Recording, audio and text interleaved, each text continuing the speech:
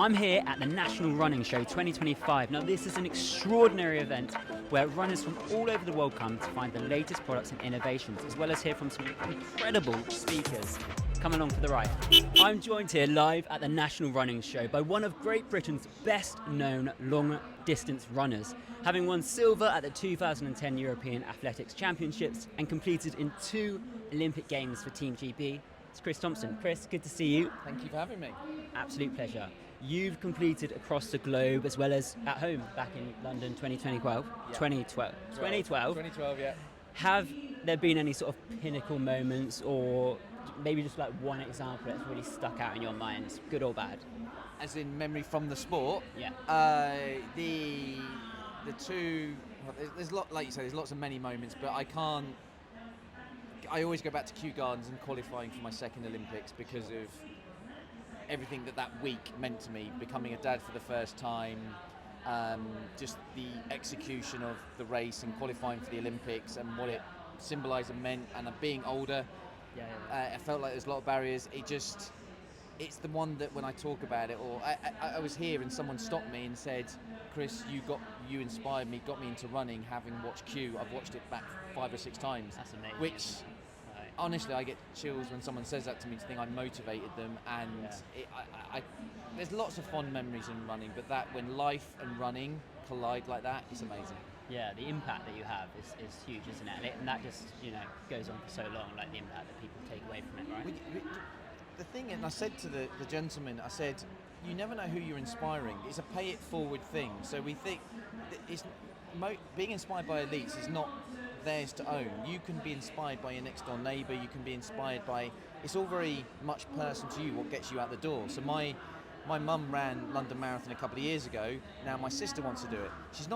She wasn't inspired by me going to the Olympics, she was inspired by mum getting round. And that's why, it's nothing horrible, that's the reality of how you get inspired. You look for some similarities in yourself and relate, and you go, well, they did it, so I can do it. And that's where it's, for me, that pay it forward motivational effect is very powerful. Yeah, for sure. So you recently called time on your professional career, which... the elite professional side. On the elite side of things, which obviously you finished it in style with first place at the 5K in the Great South. Well, it wasn't meant to be that race, it was meant to be the next... Or are you going to say this bit? No, go ahead. No, I was going to say, because it was meant to be the Great South the next day, the 10 miler, and I was meant to do both, the 5K, but it got called off for the weather. In some ways, I was gutted because the Great South has a lot of memories for me, but the good side, like you say, I finished on a win. Finished on a W, which probably wouldn't have happened. It wouldn't have happened probably, because I definitely didn't win my first ever race, but I did win my last, so I'll take that. That's the ones you want, for sure. Finish on a high. What sort of led you to that decision? Like, why did you decide actually, on the elite side of things, that you wanted to decide to move maybe away from that? I think it's been, for a long time, it's to keep it simple, like for a long time you think about, before it gets to that day, of how and when is the right moment to stop.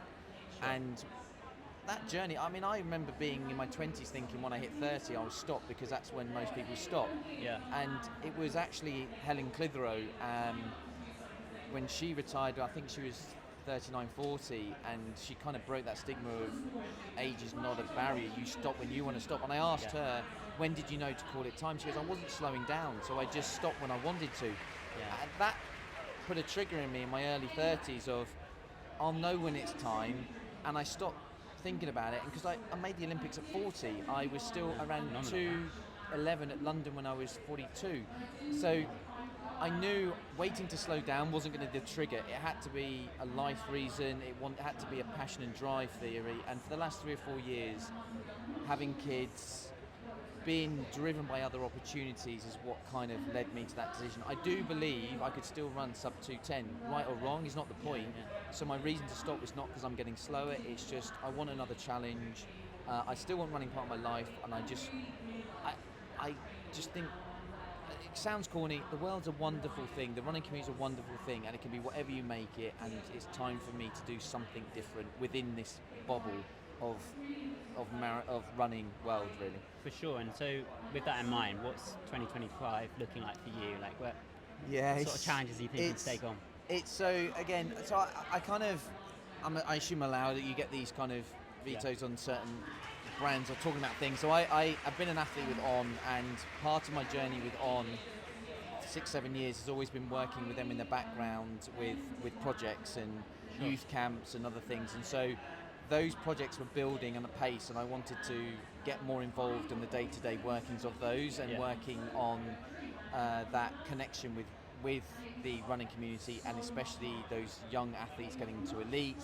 And alongside that, I've Paula Radcliffe and I have started a Paula's Marathon Run Club, which we've talked about. And again, this is all part of this kind of yes attitude of, there were lots of little discussions that were going on while I was running, but nothing I could commit to. So I've now, within On, I'm just going, yes, let's do it. Let's send that project forward, which is exciting, and it will come out over time what's happening there. The Paula Radcliffe Marathon Run Club has really taken a lot of people's interest, which is great. So I'm doing that. I'm here. I can do a lot more here because I don't need to train. There's just 2025, and I'm expecting, or not me, my wife and I are expecting another child in 4 or 5 weeks. Thank you. But honestly, I haven't felt like I've stopped. It's been crazy. And I'm loving it. I'm just really being able to say yes to so many more things. Just to say yes, because I'm a people person. I like being around people, chatting with people. I like all that, and running is quite isolating as an elite athlete. I've got to disappear for 2.5 hours, do a session, and I've got to recover, and it's a point of separation from the world sometimes, and I want to be in it, and I want to get involved a lot more and help others as well if I can. Yeah, fantastic. And obviously you mentioned Paula's Marathon Run Club there. What can people expect from that if they have a listen? I've listened to a good few episodes myself already. It's inspiring. Thank you. People. Tell me. Thank you. Obviously I know, but tell me what. I appreciate. Like, I mean, again, it was weird. We were actually on the Chris Evans breakfast show yesterday for an hour, sort of talking about it. And he's a big, keen runner, and he was really flattering talking about it. And as you know, you don't get a qualification with podcasts. You're just doing it. And so for me and Paula, for us to be able to do this podcast, we wanted to have a reason or a why part of why we're doing it. And so it was pitched that we follow a 16-week journey towards, in this case, London Marathon, but hopefully something people can follow to any marathon, even later in the year. And they can also listen back to that, right? Like next year and the year. That's my point, yeah. So each one is kind of following what to expect in the 16th week. Then we're right now we're 13th week, so this episode will be focusing on the sort of things you should think about around that stage of the marathon build-up to give us particular triggers to what the episode should be focused on for people to think about to help them on that journey. Because we're not coaching, but it's trying to empower people to understand more. Because we were talking on the stage, like there's a lot of running is great, the amount of shoes, the amount of stuff out there, and we want to empower people to understand themselves and what things mean and do, like what is fueling, what does it mean, so they can find the right products for them, and giving them understanding what a shoe does, why it does what it does, how injuries, all these different things, because it's a community, but it's very individualized how you execute, and trying to help people understand the mechanics of these things to make the best choice for them. Yeah, and again, it's about being able to relate to that and to be able to connect with that, just like we were talking about before. Yeah. And also, it feels like a conversation between friends, and you're basically bringing on other friends that you want to talk to. So it feels a real joy to listen to. Thank you.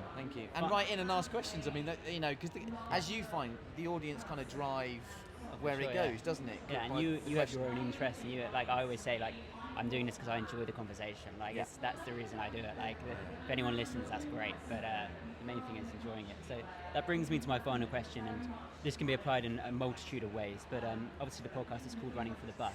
Yes. And the question is, what would you say to somebody who says, I could never do that, I can't even run for the bus?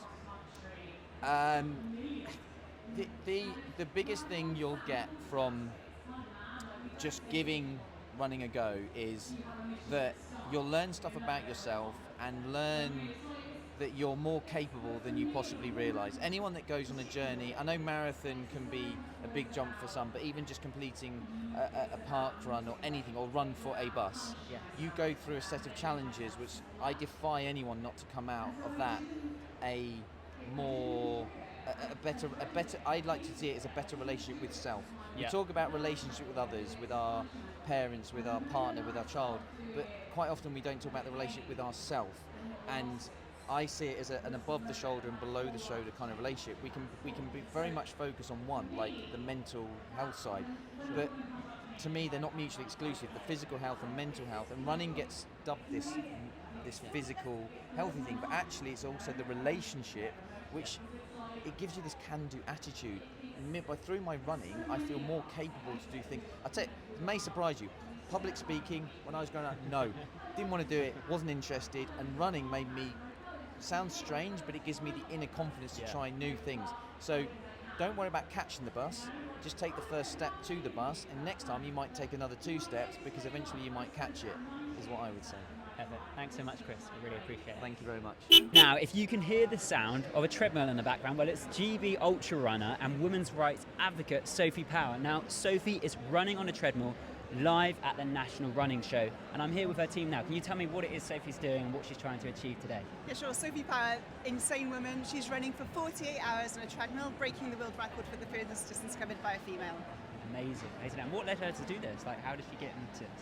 Well, she's already an ultra runner, as you know. She's broken barriers in the sport in that field under the Team GB, and she's stepping now in her 40s in a way of being an advocate to carve the path for her young daughter, but also women like us. We know that only 6% of funding goes into women in sport to better understand the science and physiology of what happens in our bodies.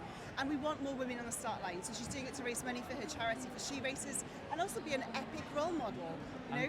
100%, 100%. So what is the challenge overall? What's the overall aim at the end of it? What's the target?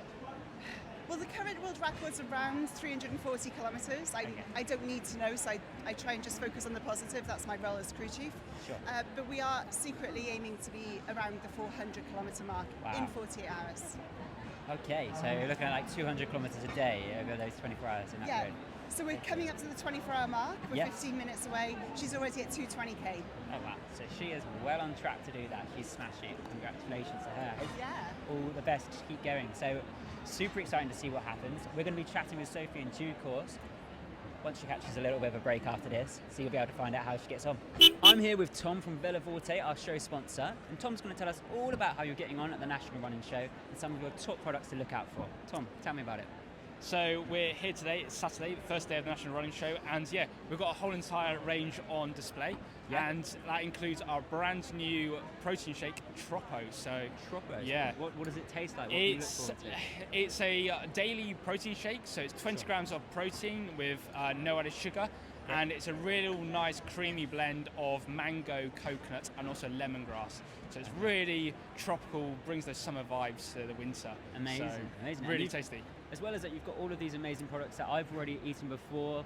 The overnight oats that I have, bars I've got. Have anything sold out yet already? Like, what's been the most popular so far on the show? Yeah, so I think at Veloforte we have 3 different ranges. We have a performance range, a wellness range, and a recovery range. And especially with the runners, obviously the performance range is always going to be extremely popular. So that includes our energy chews, gels, and bars, and some of our electrolytes.